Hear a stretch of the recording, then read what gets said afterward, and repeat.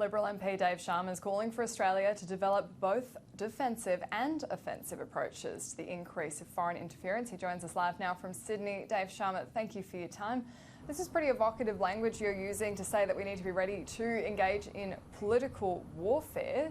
What's prompted you to make this call? Look, I just think, Annalise, that the nature of conflict and competition between states is changing, and it's always a mistake to think that the next war or the next conflict is going to look like the last one. And, you know, military preparedness, investing more in our defence forces is an important part of keeping Australia strong and secure, but we also need to look at new ways that states might seek to compromise our independence or our freedom of action. And increasingly we're seeing, not just in Australia but in the West, and your previous story just made reference to this, that states and authoritarian regimes in particular are using things like cyber weapons and political interference and political influence campaigns to basically get strategic or political results, and we need to be mindful of this.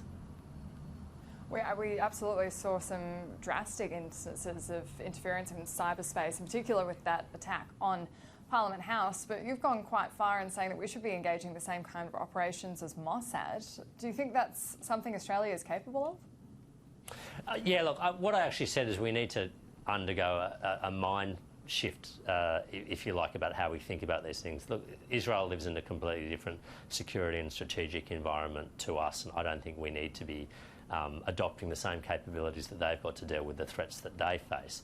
But we also need to think that consider our intelligence services not just their ability to defend Australia against these sorts of attacks, but to threaten our opponents with them as well. This is how warfare works, unfortunately. You don't always seek to defend against attacks. You also need to be able to punish your opponent if need be, and as a result create deterrence. And just as we do that in the military realm, so through some of the capabilities we're acquiring there, we also need to be thinking about how do we do that in the political realm.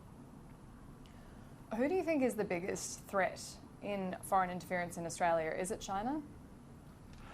I don't want to name any particular countries, but it's a trend that we see around the world, and there are a number of practitioners of it. It tends to be authoritarian regimes. It tends to blur the boundaries between, you know, diplomacy, intelligence, espionage, and warfare. And it's one of the challenges, I think, to our minds, that we tend to have quite a binary mindset, that if you're not fighting a war, you're at peace, and if you've got a good relationship with the country, then you don't have this sort of subterfuge going on. But these authoritarian regimes are challenging that mindset and blurring the boundaries, if you like, between what is diplomacy, what is espionage, and what is warfare. Well, when it comes to this space, though, it is China that's the biggest threat to Australia. With the attack on Parliament, that was attributed most likely to China. The attack on ANU, quite similarly, and their growing presence to the north of Australia has it as the biggest concern for Australia. Do you think, especially following the 5G banning of China within our systems, that any move like this could further inflame our relationship with China? Well, look, I mean, it's definitely true that China has been behind some of the cyber attacks, or to the best of our information, cyber attacks against Australia. There are a number of other actors that are active in this space, and we have taken steps to, you know, protect ourselves against these sorts of things, and we'll need to take more, undoubtedly, in the future. I think, though, that you know, we need to be always mindful that we should be protecting Australian institutions and Australian freedoms first, and the relationships that we have with other countries need to come second. I mean, the duty of any government is always to protect Australia and Australia's national interests, and ideally we do that through good bilateral relationships with countries. But if those countries are seeking to undermine institutions which are integral to the fabric and the nature of Australian life and Australian democratic life and free press and Australian institutions, then we need to be prepared to push quite firmly back against that. And I think we've done that with our decision on 5G. I think we've done that with our political interference laws, or the laws against political interference. I think we're getting there with our universities, with this a task force that's looking at possible, you know, compromise of university integrity and university institutions. But we need to always be prepared to stand up for this, because we can't necessarily rely upon other countries to respect those interests. I think history has shown that. So when you say that we do need to focus on more offensive capabilities, what does that look like? Look, I think for a lot of these, the countries that are the practitioners of this, they tend to be quite vulnerable to political campaigns themselves, or information campaigns, if you like. I mean, you know, countries like Russia, for instance, when the Panama Papers were published several years ago, which exposed, you know, obscene amounts of wealth at the highest levels of the Russian state and the Russian government, it was incredibly embarrassing for them as a government, and it really undermine their legitimacy with their people. These regimes tend not to have a high degree of legitimacy because they're not popularly elected. They're often quite obsessive about controlling information. They often have quite restive populations or minorities that are mistreated within their borders.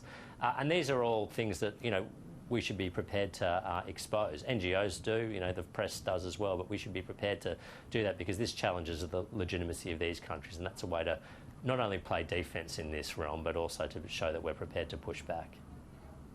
Do you think there is a concern that there might be attempts to interfere with our democratic system in our electoral processes, the same kind of accusations we've seen against the United States and Russia? I think we need to be very mindful of that. I haven't seen any direct evidence of that in Australia, but I think we need to be on guard. The United States, for instance, has just put Russia on notice for the upcoming presidential election that they'll unleash information operations, if you like, and embarrass Russian public officials with secrets that they know about them if they seek to interfere in the US elections again. But we've seen this, there's a number of easy avenues now for offshore actors and particularly states to seek to interfere or influence a country's democratic procedures and processes. And countries like ours in the West that are open, that have a free press, that have a free debate and uncensored debate are actually quite vulnerable to these sorts of attempts at interference. I have to say, any threat against Russia seems like it might be a double-edged sword, but we'll have to leave it there. Dave Sharma, thank you for your time. Thanks so much, Annalise. Happy New Year.